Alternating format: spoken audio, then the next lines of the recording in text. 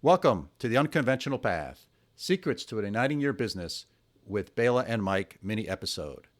These mini episodes will be released every other week to supplement our full episodes where we interview guests. In these mini episodes, we'll discuss a topic of general interest, we hope, to our listeners, and answer listener questions. These mini episodes will typically be 5 to 10 minutes in length. So if you want your question answered on the air, please send it to us at bela.and.mike@gmail.com. As always, we appreciate your comments and suggestions, and we hope you enjoy these mini episodes. Today's topic is trying something new or taking a risk. So, Mike, when you talk to your students, how do you frame the notion of taking risk and trying something new? Good question, Bela. I try to have students look at this two ways. The first is that I call the normal way. Okay, you try something, there's a probability that you succeed, a probability that you fail. What are the benefits if you succeed, and what are the costs if you fail? And that's kind of a typical notion. It becomes interesting, especially in my situation where you teach across cultures, because different cultures value failure differently. I found in the US that failure is much more accepted than it is, say, here in Germany, where the social stigma on failure is greater. I have a lot of students from Latin America, and again, a lot of the countries that they live in, the risk of failure or the stigma attached to failing is pretty high. There's a lot of pressure to succeed. So I think that that's a traditional way to deal with it. But then I talk to them about the risk of not trying something.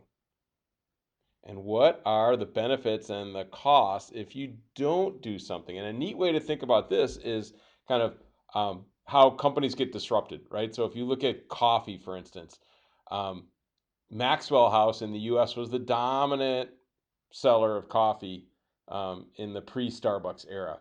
Why didn't Maxwell House decide to open cafes where you were served Maxwell House coffee and could hang out in a comfortable couch and listen to music and look trendy, right? Why did Starbucks able to do this? And I have no doubt that at Maxwell House they talked about this when Starbucks burst onto the scene. I'm sure they said, "Oh, should we open cafes?" And they decided not to do it. And of course, it seemed risky at the time to go into a different business, cafes, from selling ground coffee in grocery stores. But the bigger risk was not entering that market. So students start to think about this. Okay, I see this. I have these two types of risk: the risk of doing something and the risk of not doing something. And I think that if you frame it that way, it starts to generate a lot of interesting conversation between people and even within one's own head when they're trying to decide whether to do something, to try something new or not. How do you talk to your students about it, Bela?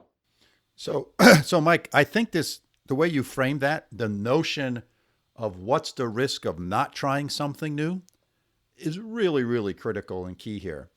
One of the things that I talk about with students is, everything we have in this world, think of anything like the wheel, for example, the car, they're all a result of someone willing to try something new and taking that risk. If people are not willing to try new things, you have a stagnant society. Nothing changes. And so if we as a planet Earth with human beings on it are going to make progress and we're going to keep going, we have to try new things. So I think it's really about this opportunity cost of not trying new things is the real key question to ask yourself here. And we in America and in many parts of the developed world live in a place where there's a pretty darn good safety net.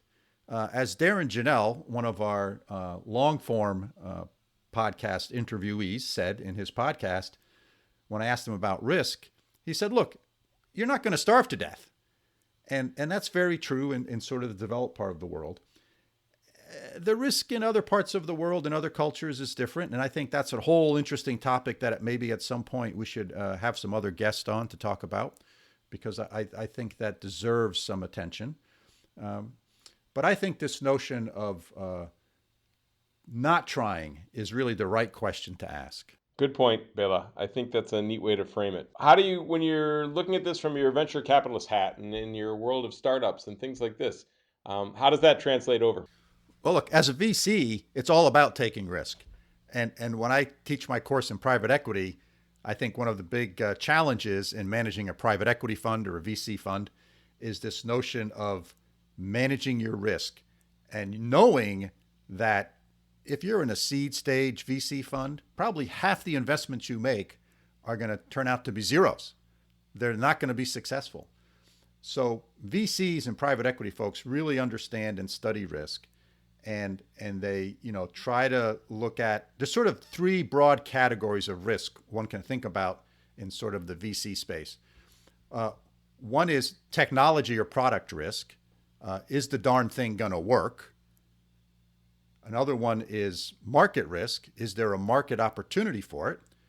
And the third is sort of execution risk. Is there a team in place that will be able to execute and deliver on this? And actually, there's a fourth, and that's finance risk. Do you have sufficient capital to be able to be successful?